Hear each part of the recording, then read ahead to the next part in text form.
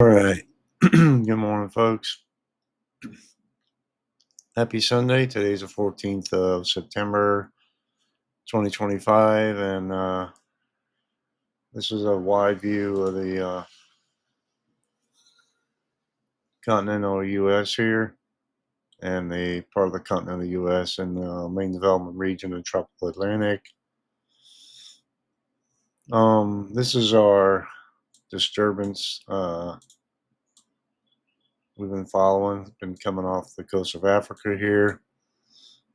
And I'm seeing some signs that it's starting to get a little better organized, although it's, still way out here, right? But I think we have a good chance, and the National Hurricane Center thinks so too. Of course, they're the experts, but flipping back to the latest outlook here, I'll tell you 60% chance of development in the next 7 days, near zero in the next 2 days, which makes sense. But it's a little further east, west now. But that's for the Atlantic, right? Pacific, East Pacific remains pretty active.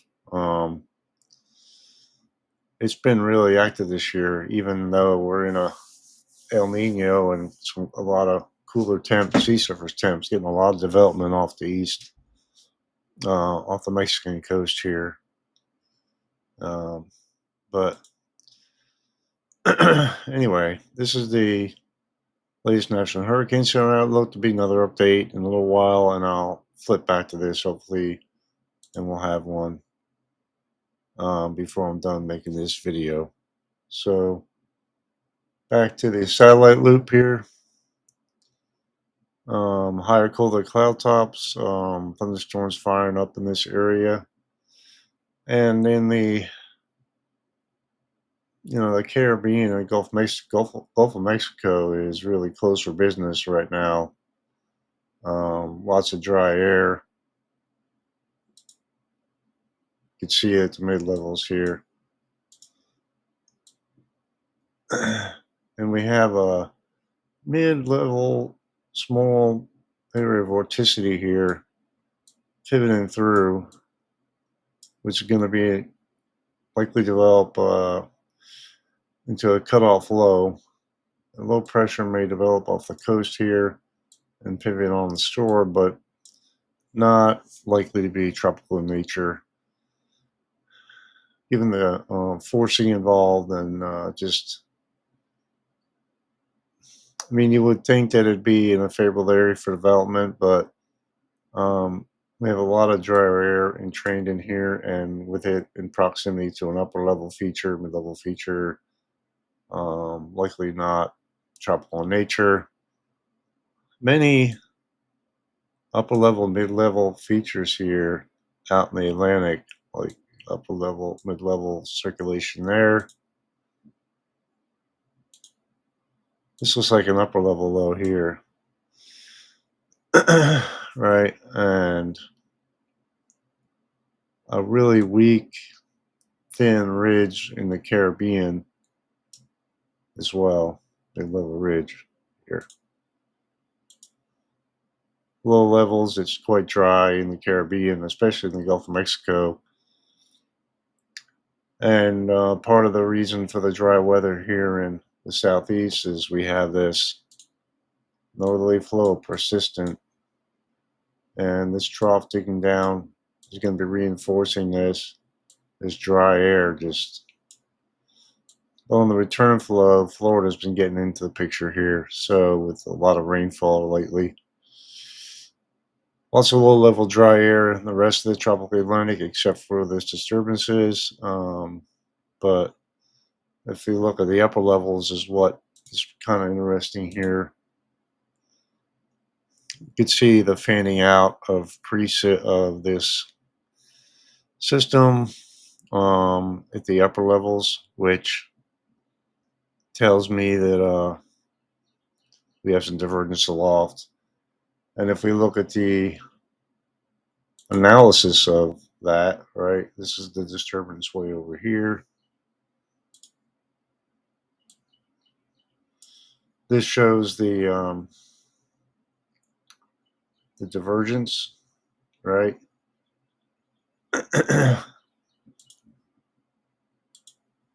And this is convergence at the low levels, divergence aloft, which leads to, um, you know, upward motion and fanning out with high pressure aloft.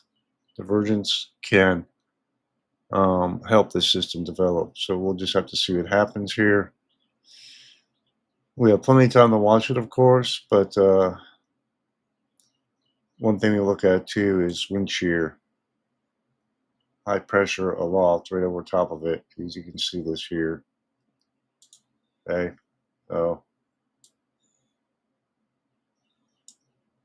so really shear tendency is quite low, although it's just to the north here there's some, but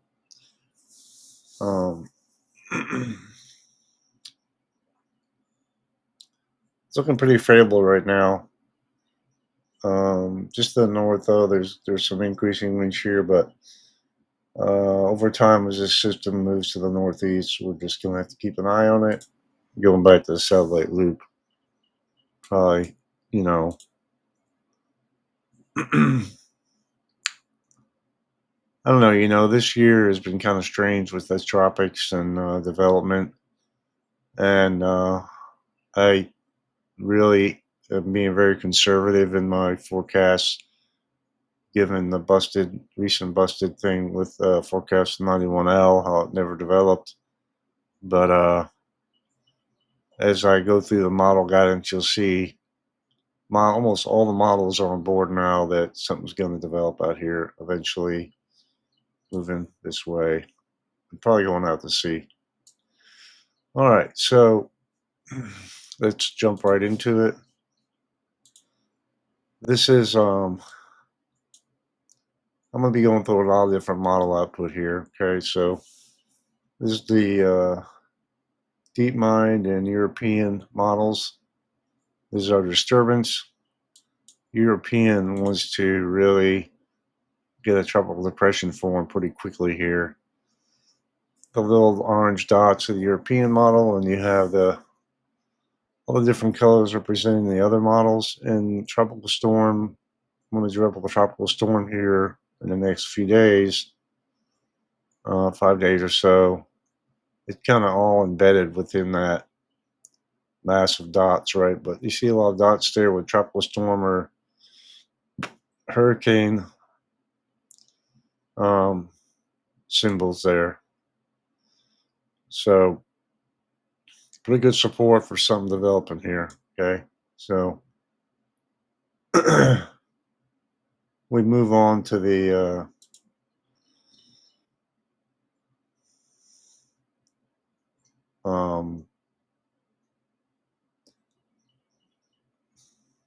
AI models. Okay, and this shows 850 millibar normal anomaly, right? And you have this thing kind of gives me fits sometimes. The darker oranges are the higher the normal pressures at 850, which is MSLP at the surface anomalies. So higher than normal pressure at the surface starting off. You can see our low here.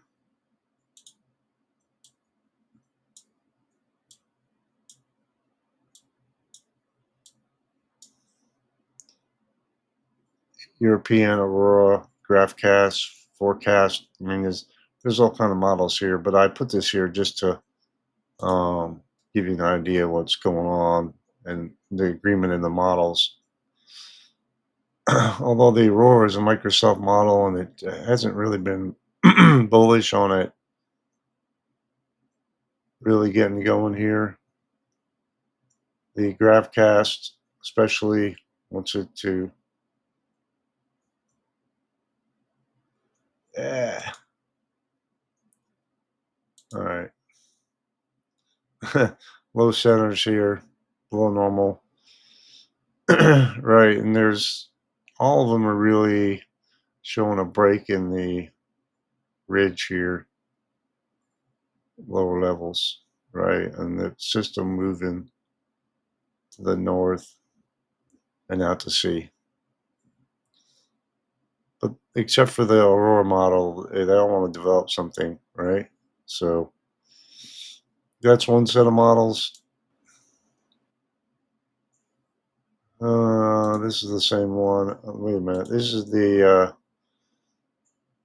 European AI, PanguIFS, and the European 9 kilometer model, all showing the lows, right? And there's your little low pressure off the coast here.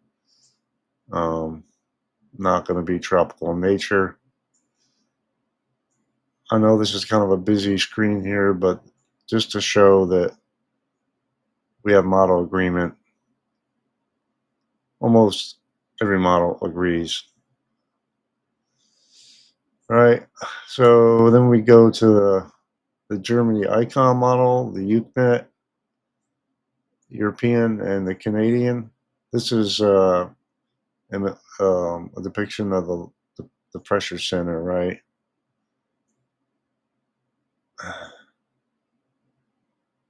Move down here, you see them right here, here, and here.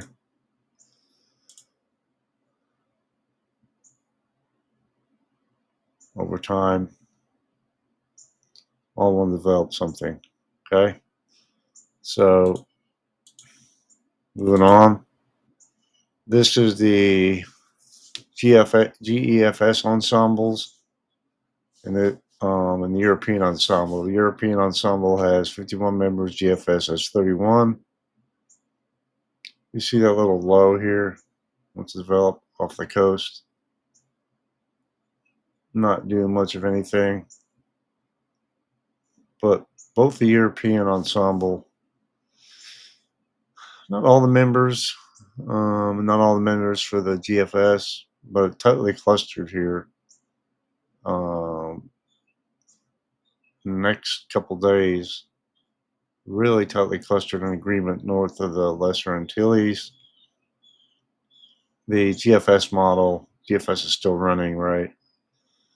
And we get some spread at the end of the run, but quite a few stronger members in there. Some weaker members, of course, but uh, almost none want to do anything where it comes close to the United States. This is the latest simulated infrared imagery from the European and GFS. I like to show this because it's just a visual of our system here, right? And we have system here, kind of a blob in here, right? From the GFS. GFS isn't this high resolution, okay? So move through time, kind of get sheared apart some, but then eventually the European wants to develop into a hurricane. The GFS kind of leaves it. It's only 180 hours, so they're both in roughly the same location, except the GFS is a little further east than the European, but this gives me pretty good confidence we're going to see something. And this is the 7 days from now. So we'll be dealing with this for quite a while here. All right, real quickly here. It's got the latest update in for the tropical system formation in 7 days as at 8 a.m.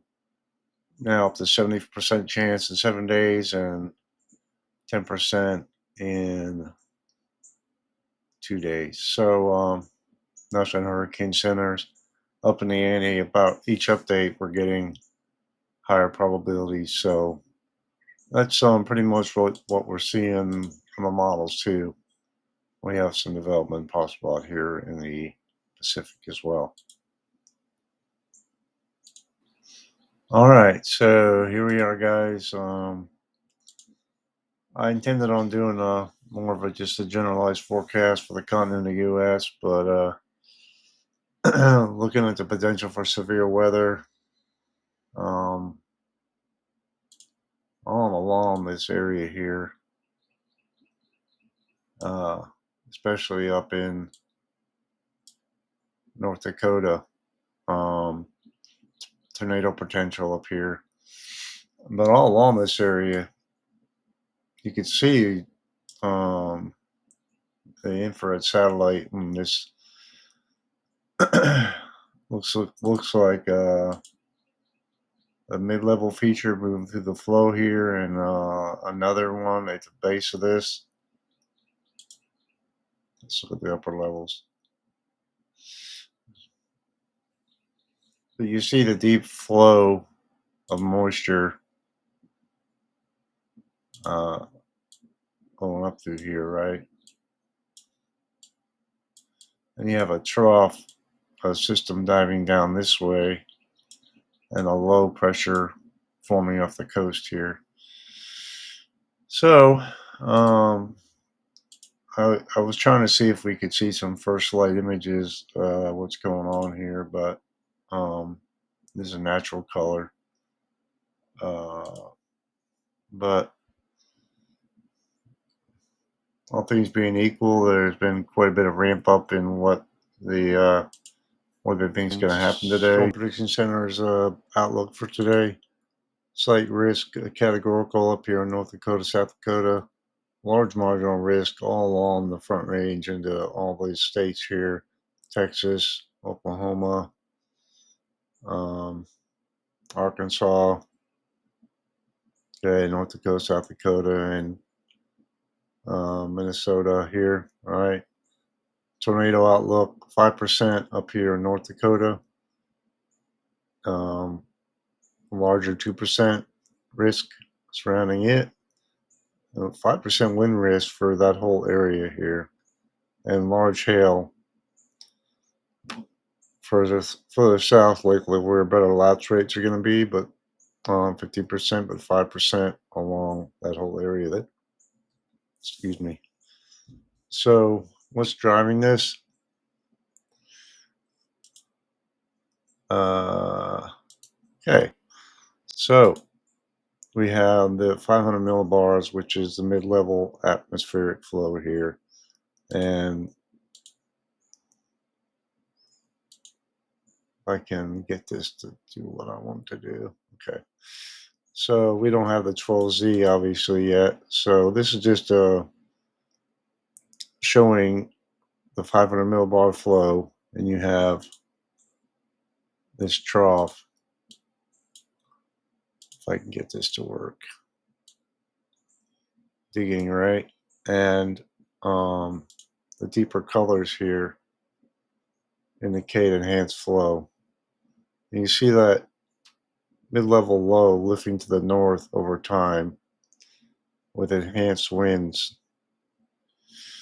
along into the east of this, all within this area here.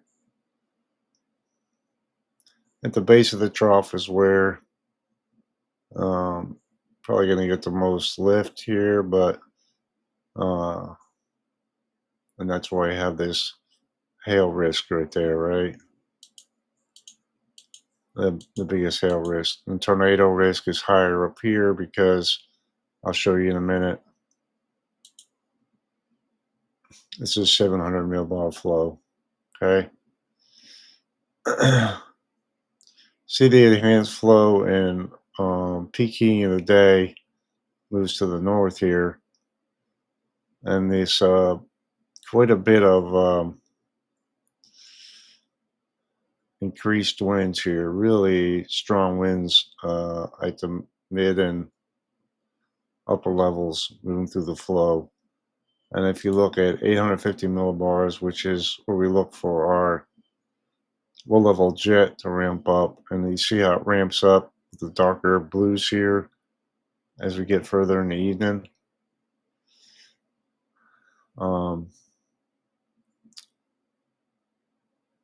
that gives us a higher tornado risk as we get towards the evening hours. Okay, so as we move to the dew points, what we're looking for with dew points in general is 60s and 70s. You could see a wide swath of 60 to 70 degree dew points all along on the east of the Rockies here, right? And what we also see here, this is the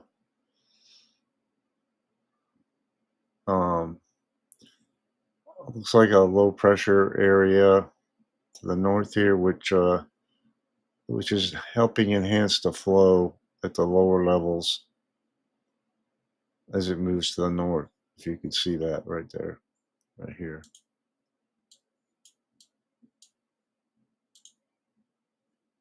Okay.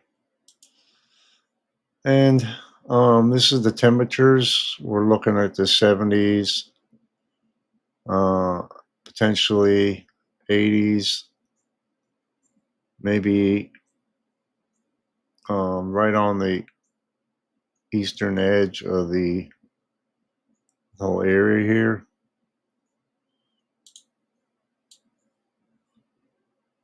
More than sufficient for storms of fire, right? So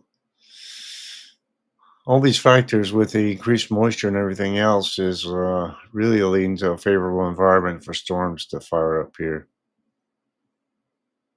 Okay, so let's go to the storm relative felicity values with this.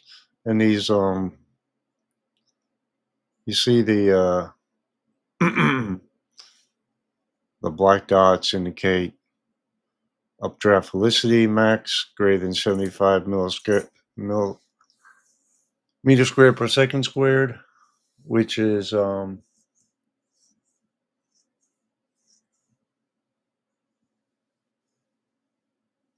2 to 5 kilometers. You know, that's just a threshold that we're looking at for severe weather. Multiple rounds of storms moving through the flow here as we go through the evening hours, right? And 0 to 1, um, storm relative velocity values um, in the greens and yellows. When we get above like 100 to 200 meters squared per second squared, that's even 100 will be favorable. So the greens and yellows there, right here.